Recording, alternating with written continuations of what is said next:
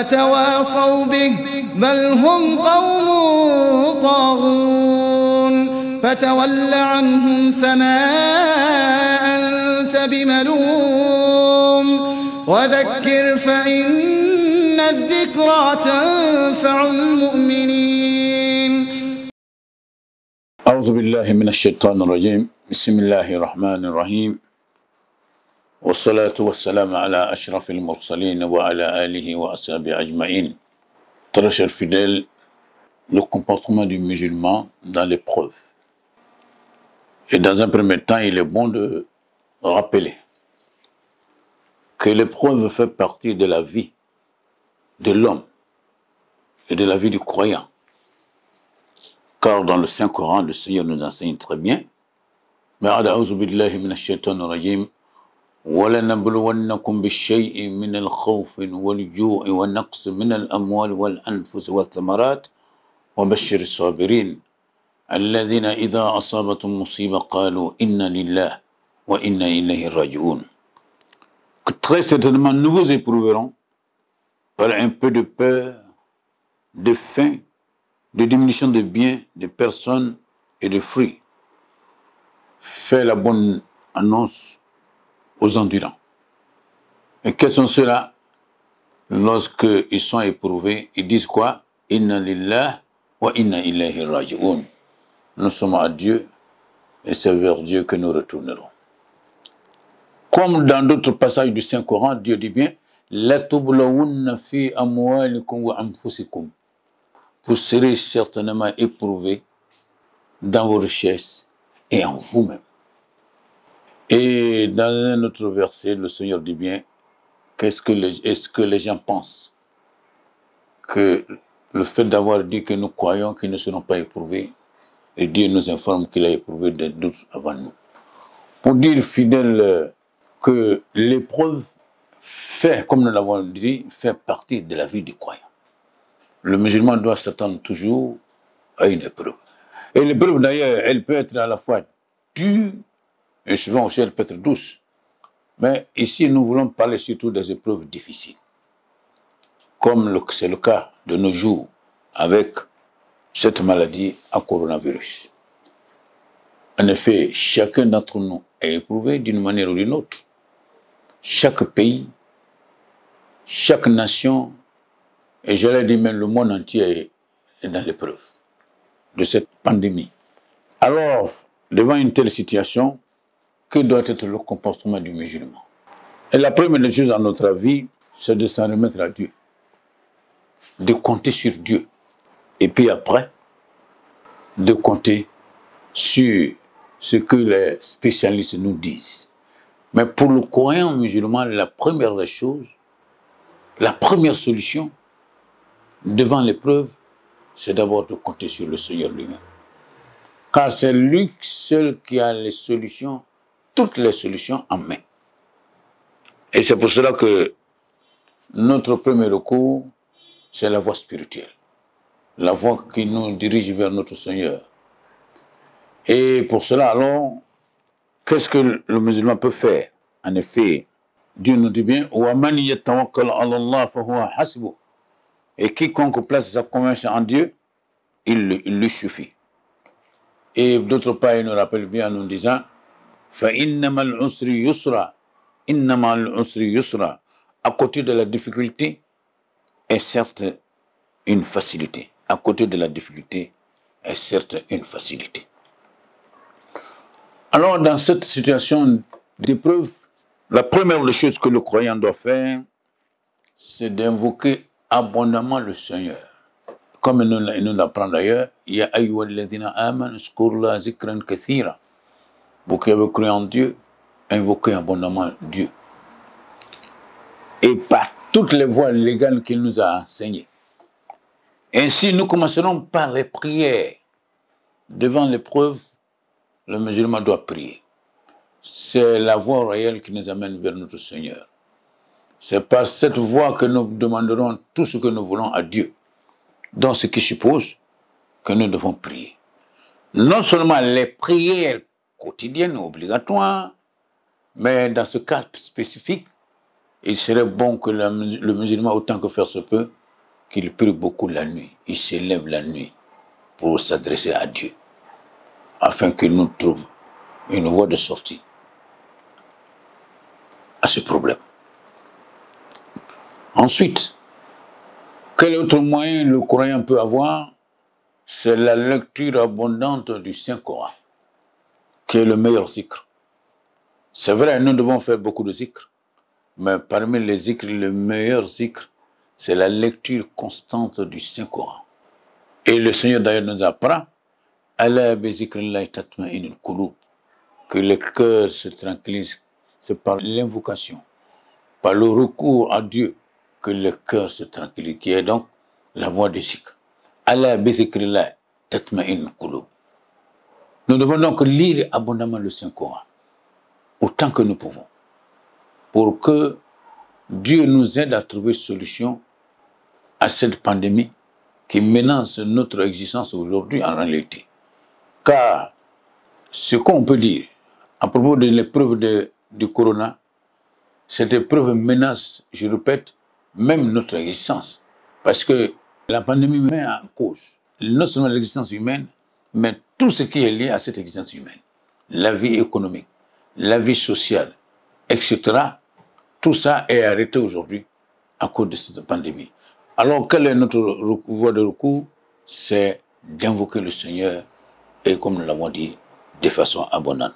C'est ce qui nous aidera à ça. Et multiplier alors aussi, ensuite les doigts. Faire beaucoup de doigts. Et le prophète sallallahu nous a enseigné en nous disant bien ad-doua silahul mu'min, que la doua c'est l'arme du croyant. Et Dieu merci, en des occasions pareilles, Muhammad sallallahu alayhi wa sallam nous a enseigné beaucoup de doigts, et comme nous pourrons également nous exercer dans les doigts qu'on trouve dans le Saint-Coran.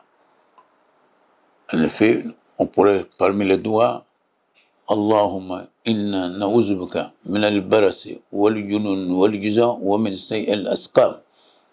Allahumma hawalayna wala alayna, etc. Tout ça sont des invocations que le musulman peut faire, des doigts donc que le musulman peut à tout moment utiliser pour appeler le Seigneur au secours devant cette épreuve que nous vivons. Après cela, chers fidèles, on peut aussi faire beaucoup de sacrifices, ce qu'on appelle communément les aumônes. L'aumône est le moyen d'éteindre la colère de Dieu. En effet, le prophète sallallahu alayhi wa sallam nous enseigne que l'aumône éteint le péché comme l'eau éteint le feu. Car il ne faut pas l'oublier, l'épreuve peut être suite aussi à nos désobéissances à l'endroit du Seigneur. Et Dieu seul sait combien l'homme d'aujourd'hui, l'homme qui se dit civilisé aujourd'hui, combien nous avons été très loin dans la désobéissance à notre Seigneur. Imaginez tous les péchés, tous ces grands péchés pour lesquels donc Dieu a anéanti des peuples. Ces péchés sont à l'ordre du jour aujourd'hui dans notre vie de tous les jours. Et surtout à des échelles que nous ne soupçonnons même pas. C'est pour cela donc, chers fidèles, il nous faudra, en plus de ce que nous avons déjà dit, à savoir les prières, les invocations, la lecture des Saint-Coran, et nous devons faire beaucoup de monde pour que le Seigneur puisse nous pardonner nos péchés. Et ainsi, et pour qu'il ait pitié de nous, afin de nous aider à sortir de cette crise planétaire dans laquelle nous sommes plongés aujourd'hui. Ensuite, ce que nous pouvons dire toujours à propos de cela, c'est l'endurance. Il nous appartiendra d'être endurant durant cette épreuve. Inna Allah ma'a sabirin, que Dieu est avec les endurants. Nous ne devons pas faiblir.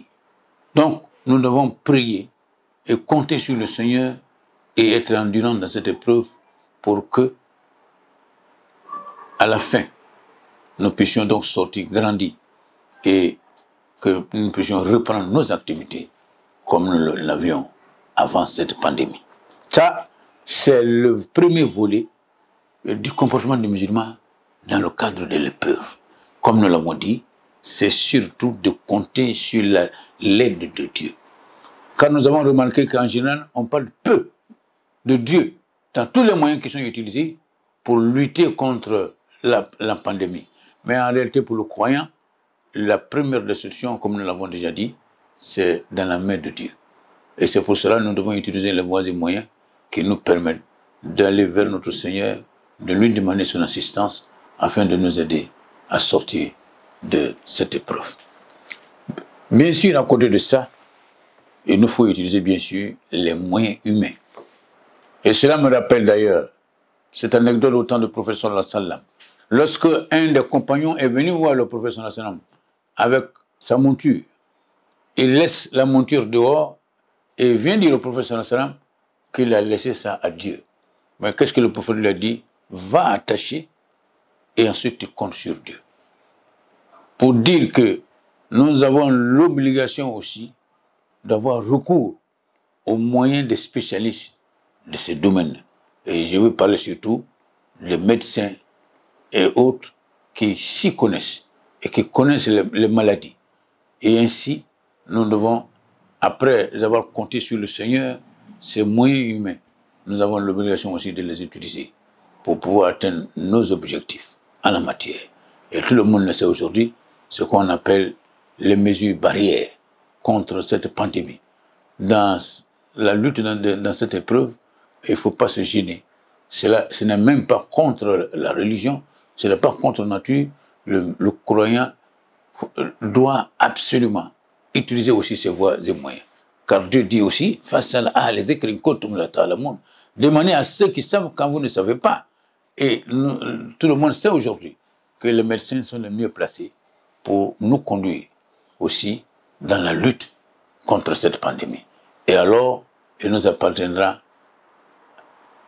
d'utiliser, sinon de mettre en pratique les conseils en la matière, le cache-nez, le lavage permanent des mains avec du savon.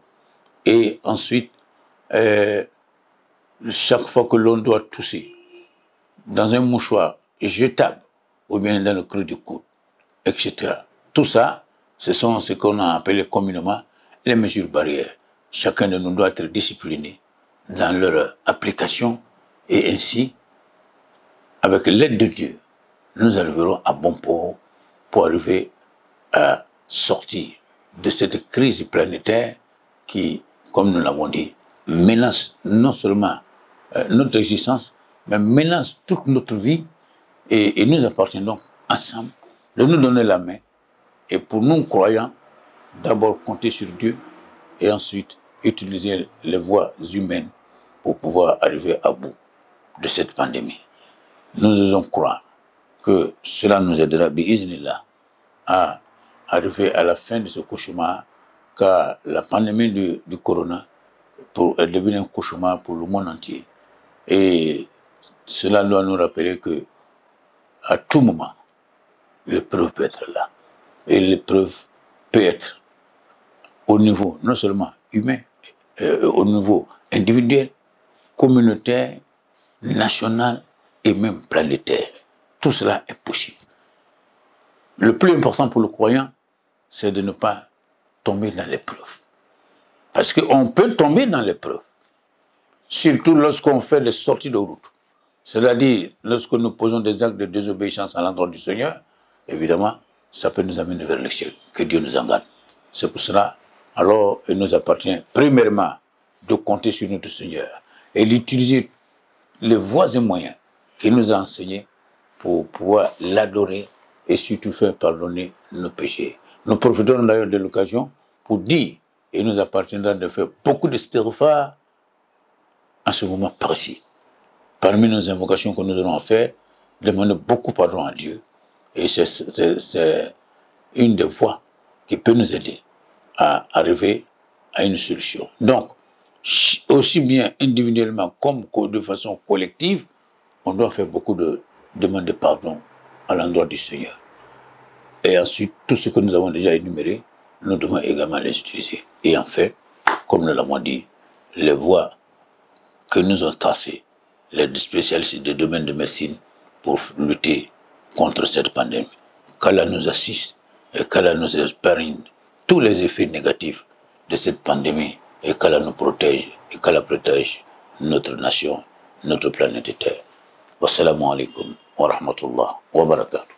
فتول عنهم فما أنت بملوم وذكر فإن الذكرى تنفع المؤمنين